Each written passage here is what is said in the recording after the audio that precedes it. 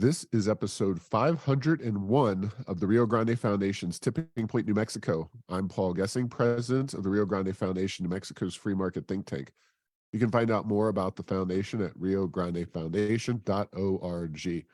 I am very pleased to be joined for this, the next step, beyond 500 episodes, by Grover Norquist. He is the president of Americans for Tax Reform, a taxpayer advocacy group he founded in 1985 at President Reagan's request. ATR works to limit the size and cost of government and opposes higher taxes at the federal, state, and local levels, and supports tax reform that moves toward taxing consumed income one time at one rate. Welcome back to Tipping Point, New Mexico, Grover.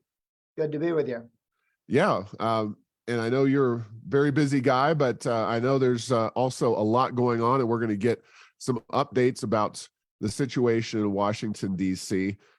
Most notably, I think currently what we've got going on is Speaker Kevin McCarthy, who, of course, has a narrow majority in the House of Representatives, trying to get some spending reductions in the federal debt limit legislation and getting that through with two houses of Congress and the Biden administration, which has been inextricably opposed to any spending reduction. Talk about the situation there.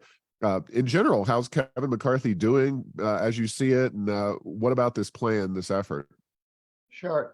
Kevin McCarthy is the speaker. He has a margin of about 5 votes, which means any 6 people can walk out the door for any reason, and all of a sudden you don't have a majority. And there's some people, some folks in Congress, who think that if they're going to be one of the 6, then they get to run everything, and that somehow everybody else has to vote with the party, but that they're allowed to step outside and drag the party in their direction. What they've done, of course, is some of the groups that think they're conservative or say they're conservative, but act a little bit more like drama queens. And I'm not quite sure what direction they're trying to push in, but they like to be on TV. When they do that, they're more than 5 votes in New York, with very serious pressures on them. There are very few safe Republican seats in New York or California. And to ask somebody there to throw a vote that's never going to pass the Democratic Senate and never going to get signed by a Democratic president, and probably won't get through the House, because it makes you feel important that you were able to push the party around, is not moving the country in a conservative position. It's not moving anything. But what it does do is it tells every other group of 6. I mean, there are a lot of stupid laws that could find 6 people to defend them. Really? Do we really want to encourage that behavior? So our friend, the Speaker of the House, has got to gather in everybody. He had a hard time getting everyone to agree to vote for him, even though there was no alternative, right? I mean, there was not, let's have a vote between him and somebody else, because he'd have won that vote overwhelmingly. There was no somebody else. So I don't know what, we just were all put through this so some people could feel important. Makes the speaker's life very difficult. Now, there are some bright lines in the sand. And the speaker signed the pledge never to raise taxes. He would never do anything to raise taxes. He's a solid conservative on tax issues. There's not some policy issue that people are trying to push him at. He's a Reagan Republican. And if he has the votes for a Reagan Republican tax cut, spending cut, deregulation, he's in. Some people, when we don't have the votes, we don't have enough elected Republicans to get certain things passed because we don't have the Senate, we don't have the presidency. They get mad at the person who had nothing to do with it, but like the one guy they can yell at. If you're listening to talk radio shows or some of the conservative television shows, you see people blaming the one guy in the room who's moving the ball forward and missing that Schumer, the Democrat leader in the Senate, can stop anything he wants to, and the president can veto anything he wants to. We are not going to be happy until we have, in terms of getting things positively done, until you have a Republican House, a Republican Senate, a Republican president, and the House and Senate by enough votes that any small group that has concerns because they're, they sell ethanol or tobacco or, have a lot of labor unions in their district. Any number of congressmen or senators can sometimes go off a bill. So you need a margin big enough to still pass the bill. Right. Do you, you follow these things very closely. Do you think Kevin McCarthy has a good chance of keeping that fractious Republican caucus together? Do you think this is a broadly good thing in terms of at least a step forward, or is it left wanting? It doesn't raise taxes, as your pledge and your activism help push Republicans to not do that. So where do you see this debate going over the next few weeks or months? Sure. I think where the bill stands right now, it's not completely finished, but it's almost completely finished, finished and being completed. And there's some moving parts in it. It will not have a tax increase, we've been assured. It cuts twice as much spending as the debt ceiling is increased. 10 years ago, 12 years ago, we had this fight with Obama. We got a 1-for-1 cut. They wanted 2.4 trillion in debt ceiling. We got 2.4 in reduced spending from what their plans were. That was a big win. I would be very happy with 1-for-1. I'd be even happier with anything more than 1-for-1. 2-for-1 is great. 2-for-1 is a great negotiating position. Maybe we get to 1-to-1. I'm not, if that happened, I wouldn't be crying and going, oh, how come we couldn't do better? We have the same setup now, narrow Republican House majority, Democrat Senate, Democrat president, exactly what we had going up against Obama. And then we got 1-to-1. We had a little more cohesion in terms of people stickiness, of Republicans working together in the House, but not much more back then. So I think that his proposal with real spending restraint and with some reforms of entitlements, which also give you lower spending, is a wonderful document to run for re-election on, to challenge Democrats on. And if you pass it or anything in that direction, it would be progress. Now, just to kind of clarify exactly what he's got in here, of course, raising the debt ceiling is part of it. That's what, of course, Biden wants, a clean, so-called clean increase, just more debt. Taking federal spending to last year's levels. Is that domestic? Do you know what components of spending is McCarthy trying to restrain? They're taking non-defense domestic down to like last year, back a bit, sort of pre-COVID, and then they're taking military spending and holding it from going too much up. But defense is treated better than domestic non-defense. That makes the Republicans happy. I'm not sure where the Democrats will end up on that one, but this is a good set of Republican principles. Let's hold spend. It's not cut and slash and pretend that some Department of Energy is going to disappear tomorrow. It's a series of things that you could do. It's even a series of things that it's not impossible that the Democrats would agree to much of it in order to, if they feared for the presidency, if they feared for losing the Senate, for not being able to take the House, they would be willing to compromise more and give us more things. The Senate, it looks good for the Republicans to be able to take the Senate. Montana is a likely Republican pickup. So is Ohio. So is Pennsylvania. There are a number of very good, likely Republican pickups with some good candidates who we've had some problems in the past where we nominate candidates that were having fun running, being on TV, but weren't actually running for Senate in any meaningful way and had no capacity to raise money. Our Senate candidate in New Hampshire, the guy who won the primary, shouldn't have, but did win the primary, was funded by Democrats to get to win the primary because he was incapable. He raised $80,000 in his entire campaign. He won the race because the Democrats set up a group attacking him for being too conservative, meaning everyone in New Hampshire thought he was the conservative, Reagan Republican guy because these people were attacking him. And in point of fact, that's the guy they wanted. It's the guy they got, and they just crushed him. He had no capacity to raise money. he had no business running in he doesn't know anything about politics. And we had a guy who was Speaker of the head of the Senate who would have won that race. So Republicans can't throw away those races, and they need to sit down with some of these candidates that are performance artists rather than serious candidates for office capable of governing and changing the world. And he cost us a Senate seat. His pride, his vanity, his something cost us a Senate seat. Right. Now, in the bill, there's clawing back $80 billion in COVID funds, canceling student debt relief. One of the things that I know is near and dear to your heart is the IRS issue and the IRS expansion that the Biden administration has been focused on. That's one of the ways that McCarthy would save some $80 billion.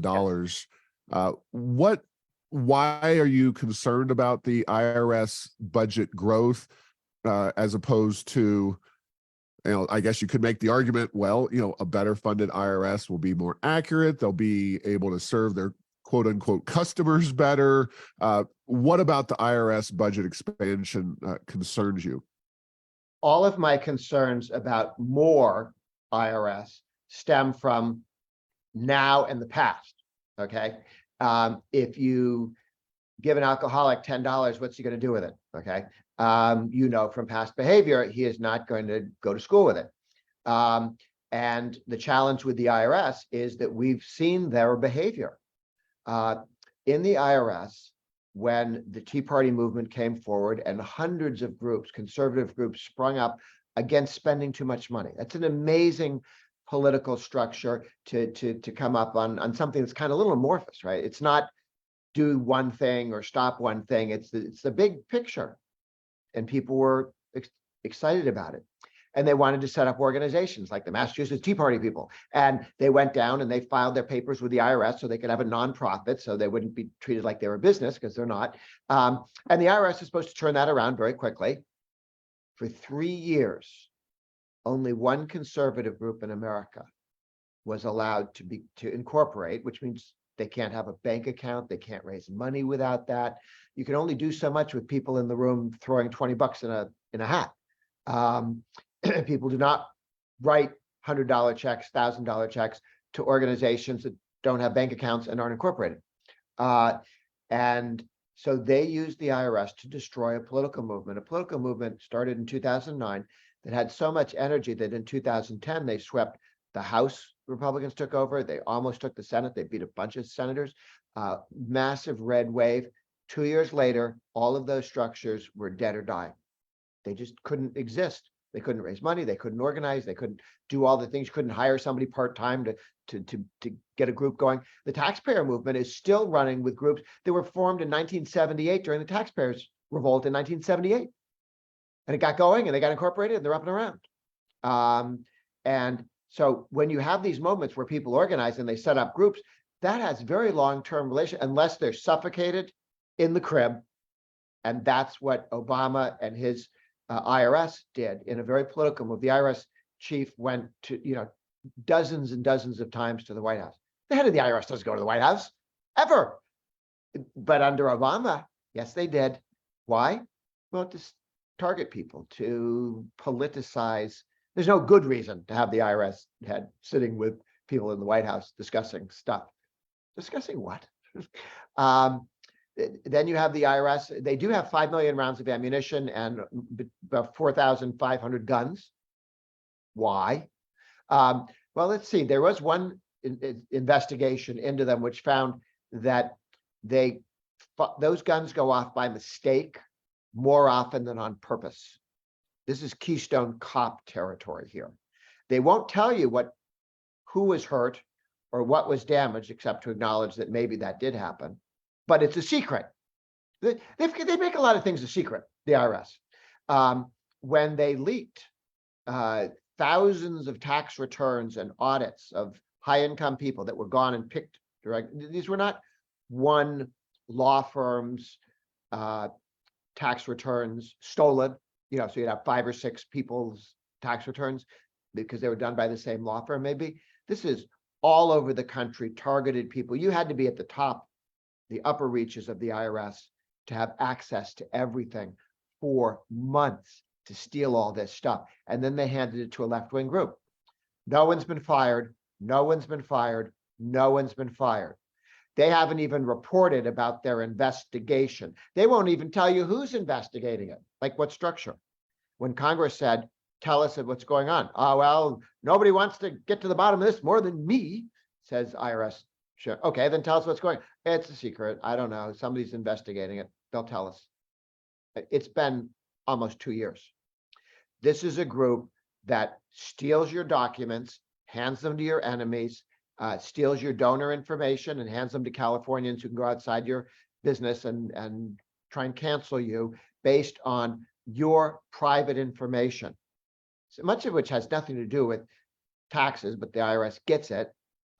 Like your private donations to what church, synagogue, or mosque you go to, your political organization that you gave to that somebody else thinks is icky.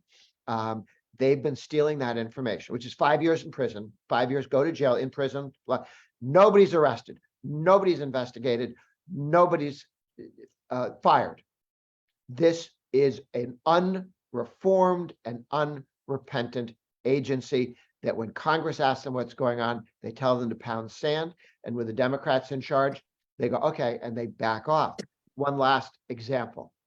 In Ogden, Utah, one of the large IRS operations is there.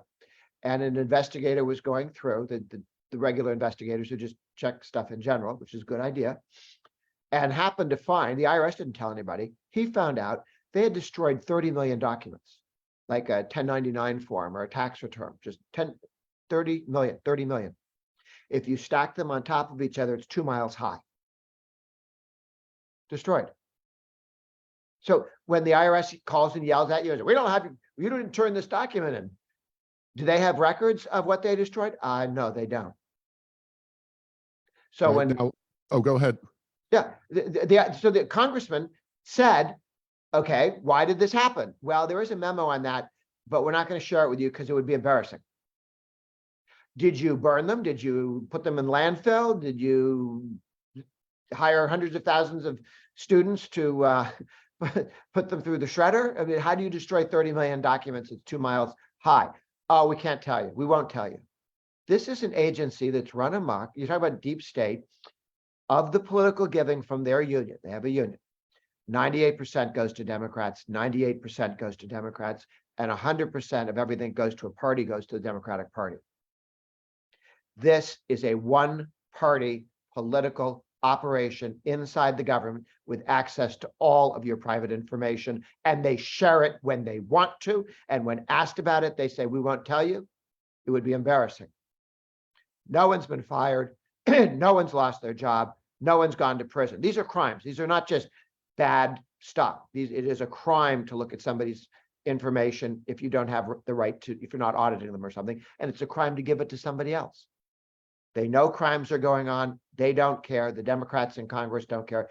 The Republicans are getting a little traction now that they have the House to do subpoenas, but it's, they've only been in charge for a couple of months. So it takes a while. We may get more information, but I wouldn't give them a penny until they came forward. Why would you give these people $80 billion to do more of that? Now, Matthew Taibbi, a reporter, a liberal reporter by all accounts, recently testified in front of Congress. And while he was testifying, almost simultaneously, IRS agents showed up at his door. Now, Taibbi was part of the Twitter, the Twitter files, if you will. He was one of the reporters that received data from Elon Musk and folks at Twitter under the new management of that organization, and was kind of blowing a whistle on the way Democrats and the government had worked together to suppress information, especially under COVID. This seems like a pretty significant issue and something that shouldn't be swept under the rug either. And it's kind of faded into the background, but talk about that issue. Yes. While a very left-wing reporter, praised by Bernie Sanders, who being tough and challenging power, went through all of the Elon the Twitter stuff and exposed that the FBI was telling Twitter what to do before Elon Musk. I mean, this is sick. I mean, what he discovered, very embarrassing to the FBI. And this is what going on while Trump was president. Trump wasn't encouraging this. They were just doing it on their own, which is, it's one thing if Democrat president sick the IRS on people, Democratic president sick the FBI on people. These are guys inside, Republican or Democrat. They've got their own political games they're playing, and threatening. We're the FBI, do what we want. Who says no to that? So this is a huge problem. And while it's being investigated, the IRS, so here's the FBI that's being investigated for illegal activity. The IRS comes and knocks on your door and says, I'm delivering a message. The message is, we know where you live. This is like something out of Godfather Part 2. This is disgusting. This is disgusting. I'm not sure you fire the guy who delivered the message because, he might not know what he was doing. Who ordered that? Why do we not know that name? There is not just one or two people in the IRS doing bad things. There's a whole culture. Everybody up the chain.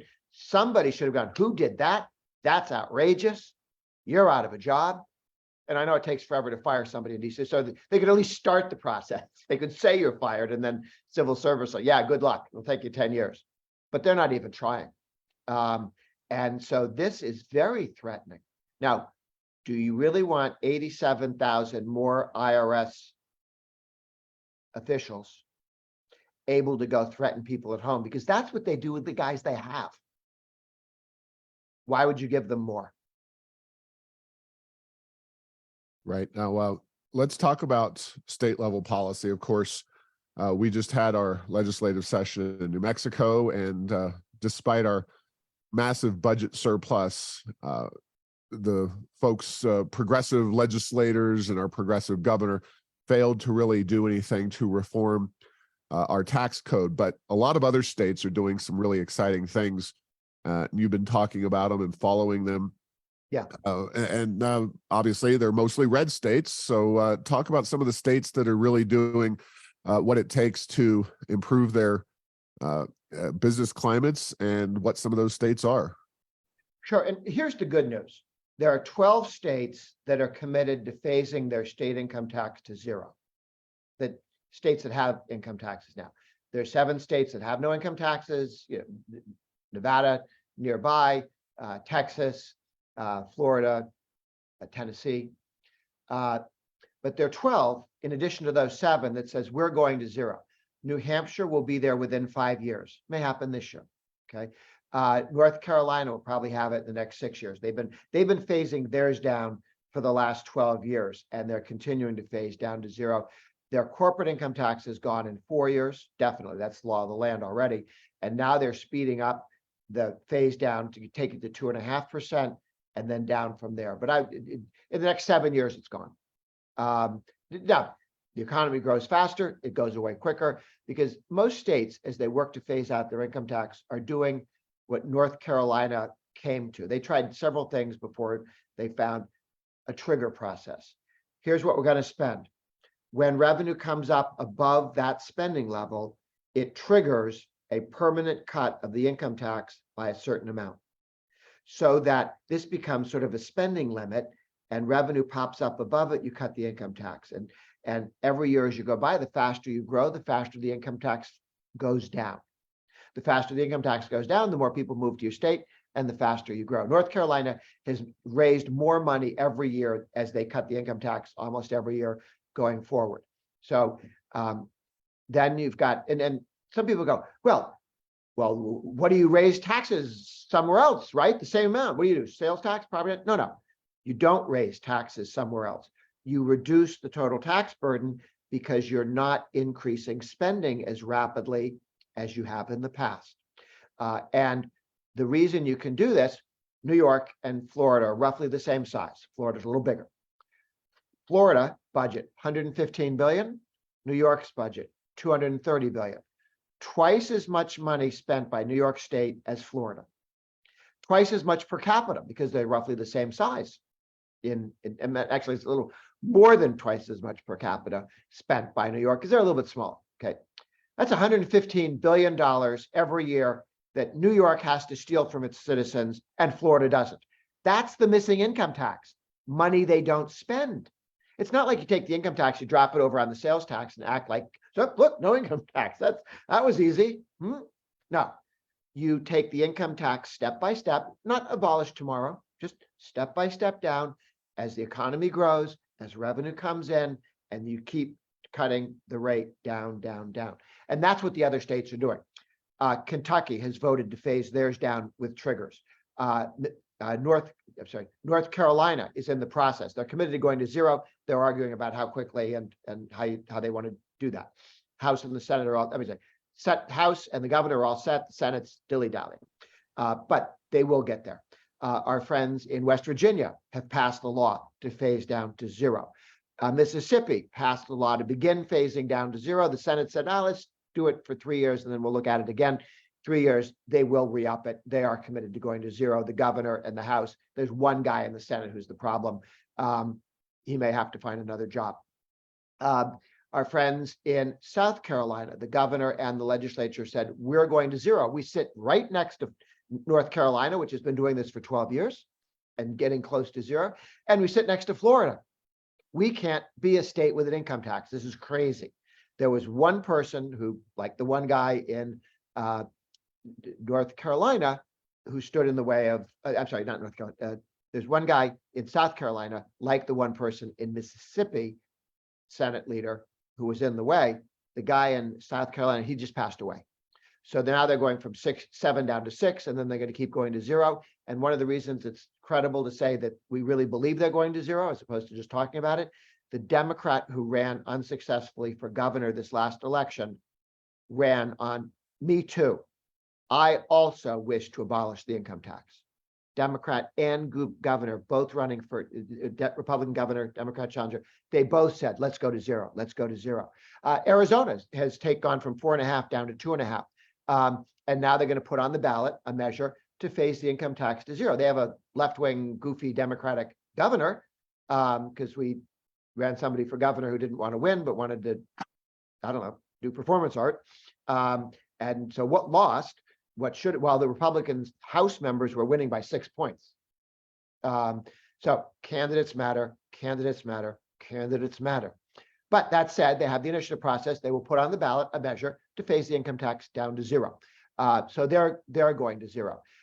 Oklahoma, the governor wants to go to zero. Virginia, the governor wants to go to zero. They don't yet have legislatures with them. It's a Democratic Senate in Virginia and a weak Senate in Oklahoma.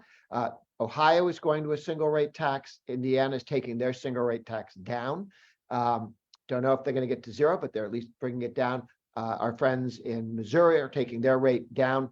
I think, Kansas is going to a single rate tax, and they want to go to zero. Missouri they're introducing legislation to go to zero, but the commitment right now is to just keep cutting taxes. And I said North Dakota. Arizona's done some tax reform as well. Arizona's not only done tax reform, they've taken their tax rate down to 2.5%, and they will go to zero. And Iowa is the other one, and Arkansas. Iowa top rate was 8.6%. They've got a 4-year path to going to a flat rate tax of 3.9. Okay, and then they go to zero. Governor says so, Senate leader says so, House leader says so. And in Arizona, Saunders, the woman who used to be Trump's press secretary and is now the governor of Arizona, she is committed to go to zero. She ran on it, and the legislature wants to go to zero as well. So there's some real progress there. So we've got a lot of states looking to go to zero, and all of that will help New Mexico, because even if the Democrats keep running the Congress, the state legislature there, they're now sandwiched between Texas and Arizona and Nevada. Utah, which had a constitutional provision that everything in the income tax goes to education, or the teachers union, if not education. They're putting that on the ballot to say, no, it just goes into general revenue and we can pay for education with the sales tax or property tax or income tax. You can't cut the income tax if that's the education budget. So you go.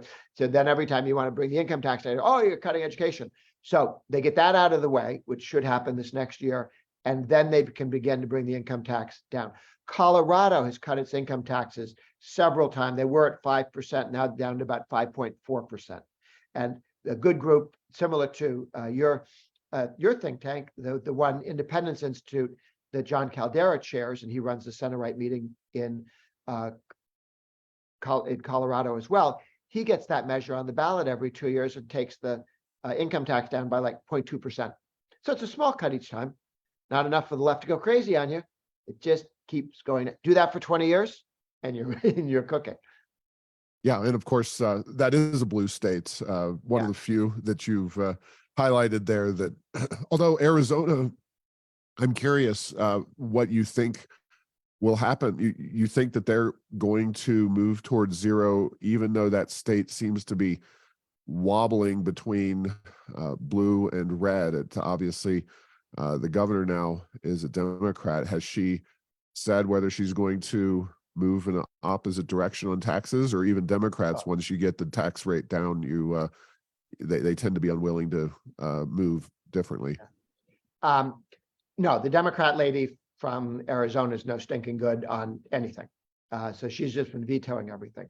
But the way around her that they've got is they will put on the ballot the measure to phase the income tax to zero. And then she can stand up, and they're also going to pass a bill. They'll pass a law, she'll veto it. And then they'll put it on the ballot and it will pass. We're going to go to zero. And then she can run for re-election as the person who wanted to keep your income taxes up. And you were the person who voted to phase the income tax down to zero. And she will have to live with that decision.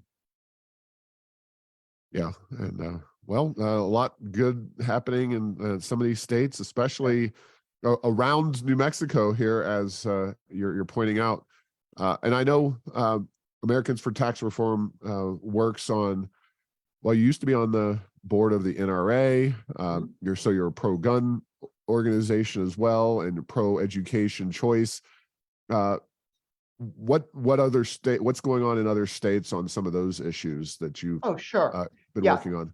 Americans for Tax Reform, the group that I run, just talks about cost of government spending and taxes. We don't do Second Amendment issues. I do Second Amendment issues as an individual. And the good news, and I was on the board of directors of the National Rifle Association for 18 years. I just spent the last 2 days, 16 hours of training for concealed carry. It's not easy to get a concealed carry permit here in DC. They do have to give you one, but they do make you jump through hoops and spend a lot of time and money to do so. That said, 44 states have good concealed carry shall issue laws, meaning if you're 21 and you're not crazy, you're not a bad person, not criminal, you will get the permit. They generally don't charge too much for it. They do in Illinois, which is why honest people in Illinois tend not to get guns and all the criminals have them. But they don't care about the criminals, the politicians in Illinois. The 27 states have passed permitless carry or constitutional carry, which is you don't need a permit. It's constitutional. You don't need a permit to read the newspaper. You don't need a permit to go to church, synagogue, or mosque, because those are rights. So you shouldn't have to have a permit to have a gun and carry a gun. And 27 states have said, yes, that's correct. The others, but 44 states will say, some of them, well, you have to have a permit, but they make it pretty easy to get a permit. 6 states still jerking us around, not being helpful. But over time, the Supreme Court's made it very clear. This is a fundamental right. This is like freedom of religion. It is like freedom of speech and freedom of assembly. That's what this is. So it's not a secondary right. It's not some odd, it's not the post office, which is mentioned in the Constitution, but isn't quite the same thing as freedom of speech or the right to keep and bear arms. So that is moving forward well. That freedom is well protected. There are different blue states doing stupid things, but most of those will be shut down by the Supreme Court and by other courts because they're just unconstitutional. On education savings accounts, 14 states now have passed ESAs, education savings accounts. It is the new form of vouchers or school choice. It says in Iowa spends $7,600 per child from the state for education.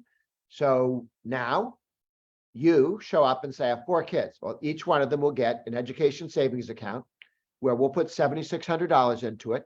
And then you can write that check to your public school, if you like that, or to a different public school, maybe down the street from the one you've been told you had to go to, or to a religious school, Catholic school, parochial school, or a secular school, or homeschooling, or pods. We get a bunch of homeschoolers together.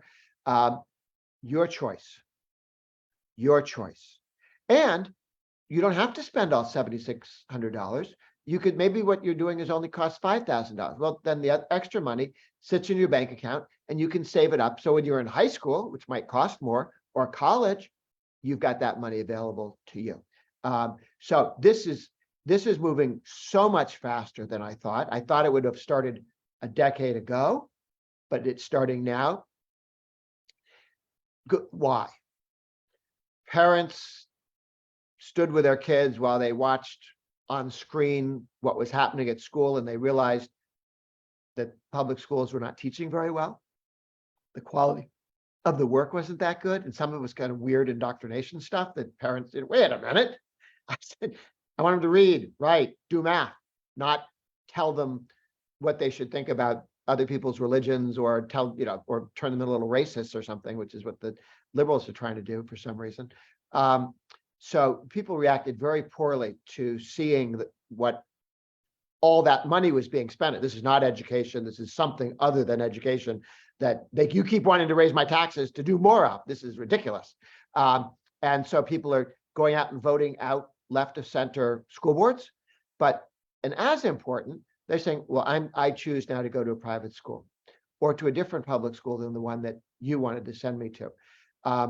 Schools will reform themselves when it's easy for parents to leave.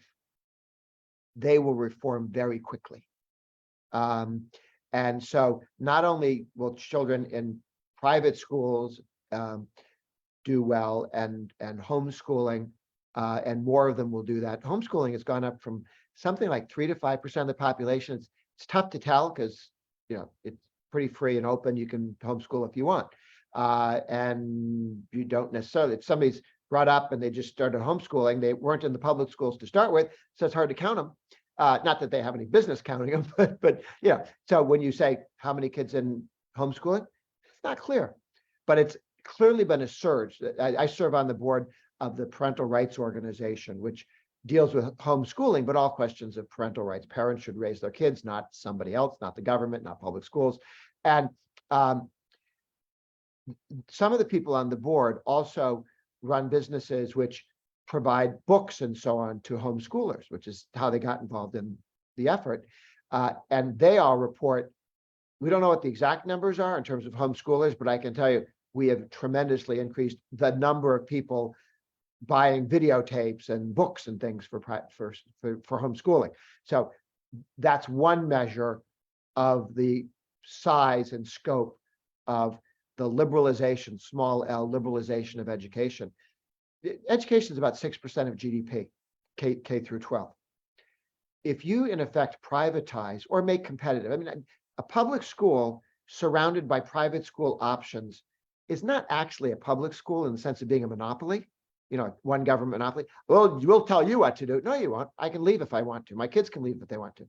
That school, I went to a school where 20% of people in town went to private schools up in Northeast. The public school, the public high school I went to, was very aware that if they performed shoddily, they could go to 30% of the kids in town could go to private schools easily. And to keep people wanting to be there, they were very solicitous of what parents wanted.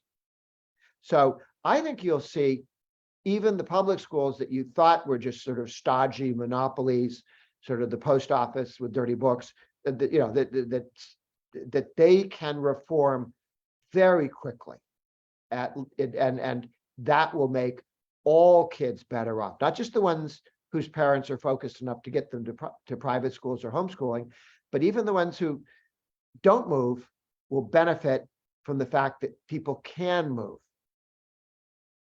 Right. Well, thank you, Grover. I appreciate your time and celebrating our 500th episode of Tipping Point, New Mexico with us. tell people how they can find out more about Americans for Tax Reform and your work. Sure. Americans for Tax Reform, we're the group that shares the No Tax Increase pledge. Go to our website at her.org. Find out if your governor, answers no, has signed the pledge not to raise taxes. Your state legislators, some of the Republicans, yes. Your congressmen, senators, and presidents. And you can see who's made that commitment in writing. If you would like us to send you material, no fundraising, just, here's what's going on in taxes in Washington. Text the word Biden, like President Biden, to 50446, 50446. And then every week or so, we'll send you what's going on here in DC, what tax fights there are, what spending fights there are, maybe how you could help if you wanted to, who you could write to or send a note to. But again, we're not going to send you fundraising things. We will send you information. You text Biden to 50446. And I tweet at Grover Norquist.